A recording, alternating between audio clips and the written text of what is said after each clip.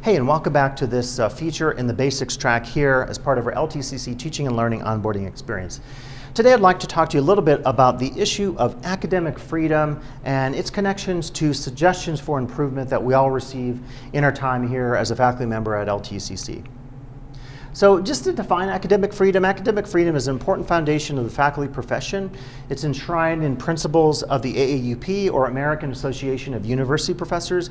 And the idea, in a nutshell, is that it guarantees faculty the right to focus on the issues, content, and areas that they see as appropriate to their discipline without threat of political or other reprisal. Now here's the website of the AAUP, American Association of University Professors. I really recommend you check this out. It defines academic freedom. There's a journal, loads and loads of pages of information about all kinds of great topics. Very recently in 2019, the AAUP had a great survey they conducted on concerns about DE education and the ownership of DE materials. And so really recommend getting involved, taking a look at the AAUP's website. Very important for so many of us who teach here in academia. So to connect this back to kind of that second issue, so I'm sort of suggesting bookends of academic freedom and then content related to our trainings. So the ideas that we represent in our trainings are not meant ever to infringe either on your academic freedom as a faculty member, nor on your expertise as a discipline or other faculty member at LTCC. So in other words, you're the expert hired in math or English or chemistry or sociology. We're never going to say to you through the trainings that you don't know how to teach sociology. Now, we might say to you in the trainings that we have a recommendation for improvement.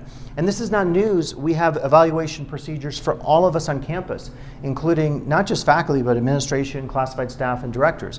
And so faculty, both full and part-time, go through evaluation procedures. And one of the things that we do in a peer review process, which means we collaborate with one another on these reviews, is we often give you recommendations for teaching improvement. I've received hundreds of recommendations over the time that I've taught through student evaluations, through my peers, through academic administrators, and even members of the community. So it's something I've often been involved in, as you've been involved in terms of trying to focus on your own improvement. So we're always saying then that your academic freedom, of course, is paramount in terms of your teaching or your work here at LTCC. But, and it's kind of a significant but I think for us to go through, because it is maybe potentially a bit of a hurdle or a political issue for us to address. Part, and I would say an important part of our profession, relates to forms of evaluation and focus on improvement that's necessary for our development as faculty members. So all of us throughout our course of time at LTCC will receive feedback on our teaching, on our counseling, on our profession as faculty members. So we shouldn't see it that somehow, because we're getting feedback on what we're doing in our classroom or other work duties as a faculty member, that that's an infringement on our rights, or that people are telling us that we don't know how to do our jobs. And it's a very tricky matter, and it's a button here, because it really sometimes does feel that people get the perception, if they don't know all the circumstances, that if someone gives you an idea for improvement, the suggestion is then they're telling you that you don't know what you're doing, or you have to do it my way or the highway kind of thing. We really don't operate that way, and it's important just to emphasize that we respect our mutual academic freedom. In terms of evaluations, LTCC has a very collaborative process related to the evaluation of full and part-time faculty. Please let any of us know if you have concerns or questions about evaluation processes at the college. These are collaboratively defined and worked out and changed and altered through the Academic Senate and also the Faculty Association, the CTA-CCA, here at LTCC. In terms of peer review, it's a significant aspect of the evaluation process. So when you're reviewed as a faculty member, other faculty members are there evaluating your class because they've been there as well. We all get evaluated, we all serve as peer mentors throughout our career. And this really does allow for collaboration and dialogue in terms of our work as a faculty. Whether we are working in the classroom or counseling, library, or some other area. So peer review is part and parcel, I think, of our amazing evaluation procedures and professional development here at the college. Peer review, notably that which takes place in publication or other professional juried work, is a humbling process that allows the scholar, researcher, artist, or professional to grow in some powerful and personal senses. So if you're involved in publication, if you're involved in research, if you're involved in creative writing, in art and exhibiting art, one of the things that happens is your work is juried. And so a panel of professionals in your field Typically they're anonymous. It's called blind peer review for a good reason. You don't know who they are, and that's to protect the anonymity and sanctity of the process. But going through that process, I have to tell you, having published a substantial amount of work in my lifetime, it's super humbling. I have had pieces rejected. I've even had a book rejected early in my career that has never been published to this day. A book that was like basically at the final stages of work, and that's a story for another time. It's a bit of a political story to talk to you about. But what I'm trying to emphasize in this is that it's okay to give feedback to others, and it's okay to critically accept the feedback. It's not to say that you will always agree with the feedback, but it's to say that as a profession, we share an ethos, values in common that allow us to be critical of one another and offer opportunities for suggestion, and hopefully the person receiving that suggestion doesn't get defensive, doesn't get aggressive, doesn't get upset, because it's all for the better. In the end, this relates to helping our students out, not any of us in terms of our salaries, in terms of what classes we teach, in terms of dynamics of the DE environment or the face-to-face environment. It really is just about making sure that students are getting the best possible instruction. And that's another reason for peer review, is because we can intervene and help an instructor who might be struggling so that the students get a much better education in their classroom.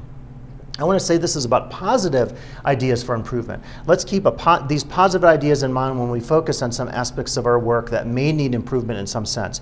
May need improvement here is highlighted, suggesting, guess what? We all have to improve. If you're learning a new craft, if you're learning to ski, there's an approach that you take from Zen philosophy of a beginner's mind. And a beginner's mind means that you're open to the processes at the beginning, and even if things seem strange or you disagree with things a little bit, you have a beginner's mind such that you're open to opportunities for improvement, and you don't shut down the dialogue just because you disagree with someone might be suggesting for your own improvement. So like in learning to ski, if you take a beginner's mind, you're going to advance more quickly to become a better skier, versus you put up a lot of hurdles and barriers because you get defensive in that process of someone giving you advice for potential improvement.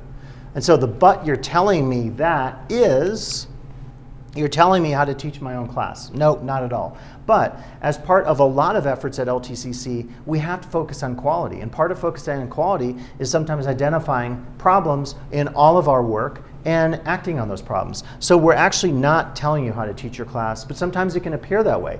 If we give you a suggestion to change something, it might appear like you're saying, oh, you know better than I do in terms of teaching my class. It actually doesn't mean that, but perception-wise on the surface, I totally get how it can feel that way. Secondly, you know better than I do. Again, it might feel on the surface when you're first told or asked to look into something in an area of improvement, it might feel as if the person doing the evaluation knows better than you do. Again, I would say with peer review, one of the things I've learned with this, with juried professional work and publication, is that sometimes I actually disagree with feedback or changes that someone is asking me to do on one of my publications, a journal article, book, or whatever. But sometimes I know I have to do it and look at it from their perspective to try to see it through their eyes. Again, approaching it with a beginner's mind, to go back to the Zen philosophical ideas. Third, you might be telling me that I might need to improve. And this is a big yes, absolutely. All of us have been told at one point in our career or not that it is important for us to improve, and there are suggestions to take some improvement. So again, to look at it positively, to not get defensive, not put up a lot of hurdles, I think is better for everyone in the process and makes for a much more collaborative process. So I think it's an issue of balance. I tried to sum this up using the idea of the social contract. The idea of the social contract in political theory is that you as an individual give up some of your individual rights or sovereignty in exchange for the state having some power over you. But in exchange for that, the state provides something to you. So you can't just be a complete anarchist and not, and walk into a store and take everything without paying for it. You give up the rights to do that. In exchange, the state theoretically and hopefully idealistically will protect you. So there's firefighters and police and other community services that, albeit we pay some through our taxes, but they're provided for all of us. Public education is another example of something provided through what we call the social contract. I use this because I think in summary, we might agree that the professional development work that we're doing, that includes evaluations, suggestions for improvement, peer review, it's a balance between our inherent rights to teach and work as we do, and the ideas offered in terms of changing how we approach things in our work or content or approaches or ideas. And so what this is suggesting to you is that yes, you certainly have the right, you have full academic freedom, but it's not unlimited. None of us have unlimited rights in terms of our profession. What that means is we're given opportunities to improve, we're given opportunities to fix stuff, and all of us are a part of that process. So I hope that clarifies it a little bit. So good luck with all your work that you do. Please reach out to me with any other questions or comments on this or any other topic, and good luck in all the work that you do here as a faculty member at Lake Tahoe Community College.